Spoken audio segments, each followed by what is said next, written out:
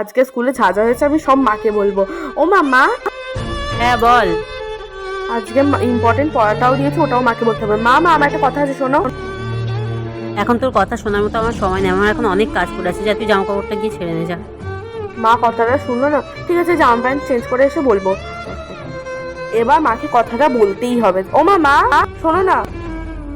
আরে তোর ভাইকে এখন খাওয়াতে হবে, আমি পরে শুনবো। মা আমার কোনো কথাই শুনতে চায় না, চাই।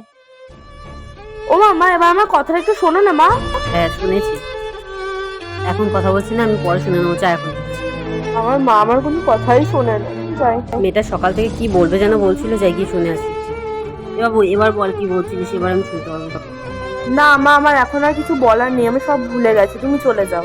আমার কথাটা তুমি কখনোই গুরুত্ব দাও না। সকাল থেকে অনেকবারই ও কথা বলার চেষ্টা করেছিল, আমি তো ওর কথায় গুরুত্বই দিইনি।